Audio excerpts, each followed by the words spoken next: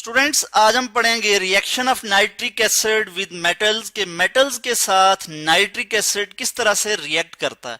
Nitric acid क्या होता है, यानी HNO3 नाइट्रिक एसिड। और नाइट्रिक एसिड किस तरह से रिएक्ट करता है, इसको आज हम देखेंगे मेटल्स के साथ रिएक्ट करवा के। और मेटल्स में मैं सबसे पहले जो मेटल लूंगा वो है जी हमारे पास कॉपर है, कि कॉपर के साथ जो है वो किस तरह से रिएक्ट करेगा। कॉपर जो है ये सॉलिड स्टेट में हमारे पास, और इसके साथ जी हम नाइट्रिक एसिड को रिएक्ट करवा देंगे। ये हमारे पास आ गया जी नाइट्रिक एसिड, और वो नाइट्रिक एसिड कौन सा जी, कंसंट्रेटेड नाइट्रिक एसिड। तो हमारे पास क्या प्रोडक्ट क्या आ जाएगी, कॉपर नाइट्रेट।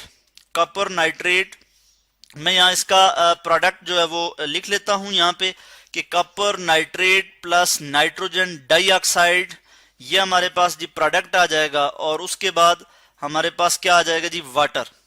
वाटर भी जो है वो साथ इसके आ जाएगा। तो यहाँ पे अगर हम देखें, वाटर को मैं यहाँ लिख लेता हूं। अगर यहाँ पे हम देखें कि जो ऑक्सीडेशन स्टेट की अगर हम बात करें, तो यहाँ पे जो कॉपर है ये जीरो ऑक्सीडेशन स्टेट से +2 ऑक्सीडेशन स्टेट में जा रहा है। यानी जो मेटल है कॉपर, इसकी ऑक्सीडेशन हो रही है। नाइट्रिक एसिड जो है वो मेटल को, ये जो कॉपर मेटल है इसको क्या कर रहा है जी, ऑक्सीडाइज कर रहा है। इसको क्या कर रहा है जी, ऑक्सीडाइज कर रहा है। और यहाँ पे अगर हम देखें जो नाइट्रोजन की अगर हम ऑक्सीडेशन स्टेट देखें, तो नाइट्रोजन की जो ऑक्सीडेशन स्टेट है वो +5 से +4 में जा रही है, +4 में जा रही है। तो इट मीन के नाइट्रोजन पे जो ऑक्सीडेशन नंबर है, नाइट्रोजन का जो ऑक्सीडेशन स्टेट है वो रिड्यूस हो रही है, यानी कम हो रही है। और मेटल को जो है वो नाइट्रिक एसिड जो है वो ऑक्सीडाइज कर रहा है। और इस केस में हम देख रहे हैं कि जो नाइट्रिक एसिड है ये कंसंट्रेटेड है। अब हम इस इक्वेशन को बैलेंस कर लेते हैं। मैं यहाँ पे 4 लिख लूंगा, और इसी तरह मुझे यहाँ पे 2 लिखना पड़ेगा, और यहाँ पे मुझे वाटर के साथ भी 2 लगाना होगा। तो ये इक्वेशन जो है वो बैलेंस हो जाएगी।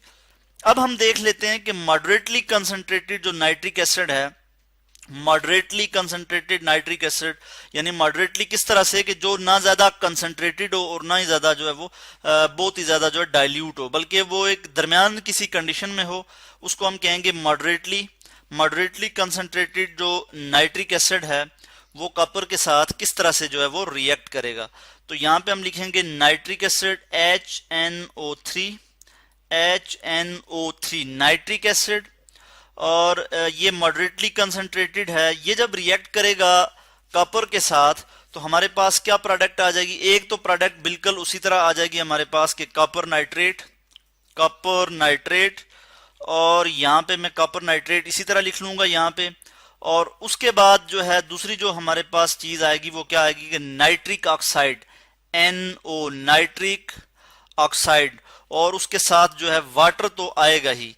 तो मैं यहाँ पे वाटर को भी यहाँ लिख लेता हूं कि H2O वाटर। तो जो मॉडरेटली कंसंट्रेटेड नाइट्रिक एसिड है, यानी जो बहुत ज्यादा कंसंट्रेटेड भी नहीं है और बहुत ज्यादा जो है वो डाइल्यूट भी नहीं है, बल्कि दरमियान किसी कंडीशन में है, तो उसके साथ जब कॉपर रिएक्ट करेगा या जब भी मेटल रिएक्ट करेंगी तो वो क्या हो जाएंगी जी, वो ऑक्सीडाइज हो जाएंगी। तो यहाँ पे कॉपर 0 ऑक्सीडेशन स्टेट से +2 ऑक्सीडेशन स्टेट में जा रहा है। और इसी तरह जो है वो नाइट्रिक एसिड जो है वो नाइट्रोजन जो है वो यहाँ पे +5 से +2 में जा रहा है, +2 ऑक्सीडेशन स्टेट में जा रहा है, +5 से +2 ऑक्सीडेशन स्टेट में जा रहा है।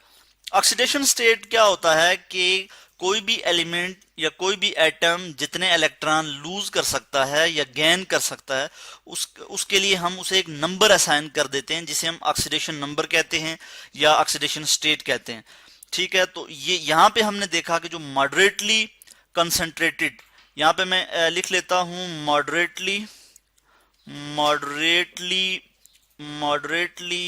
कंसंट्रेटेड, और कंसंट्रेटेड को मैं शॉर्ट में लिख लूंगा CONC।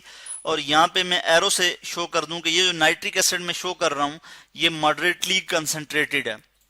तो इसके साथ क्या हो गया जी, जो है मेटल जो है वो ऑक्सीडाइज हो गई।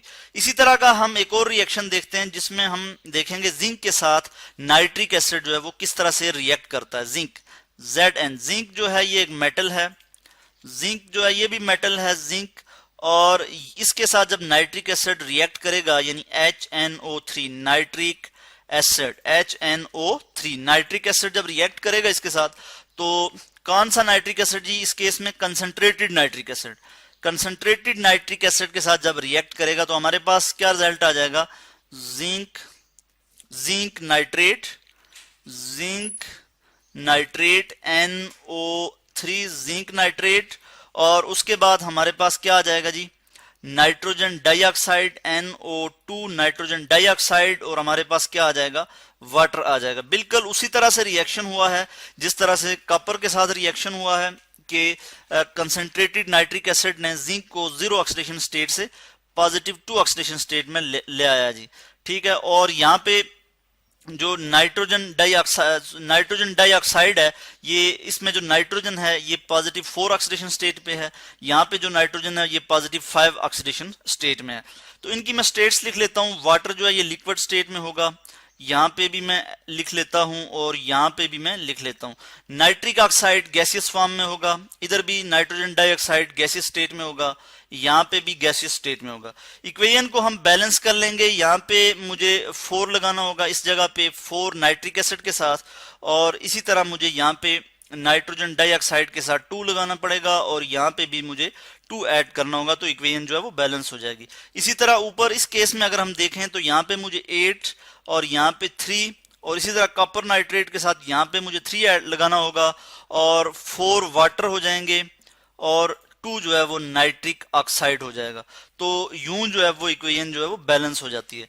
तो ओवरऑल हम क्या कंक्लूड कर सकते हैं कि मॉडरेटली कंसंट्रेटेड या कंसंट्रेटेड नाइट्रिक एसिड जो है वो मेटल्स को क्या कर देता है, ऑक्सीडाइज कर देता है।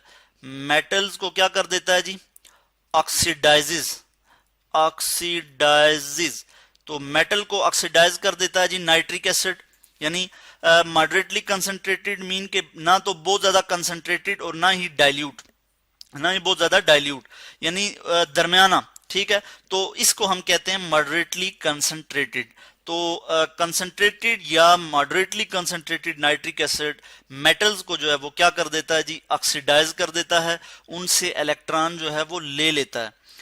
इस चीज को हम कहते हैं ऑक्सीडेशन, यानी कोई भी एटम, यानी यहाँ पे जो मेटल है वो इलेक्ट्रॉन लूज कर रही है, और कितने इलेक्ट्रॉन लूज कर रही है जी, 2 इलेक्ट्रॉन। जैसे कॉपर 2 इलेक्ट्रॉन लूज कर रहा है, इसी तरह जिंक भी 2 इलेक्ट्रॉन लूज कर रहा है, तो इनकी क्या हो रही है जी, ऑक्सीडेशन हो रही है।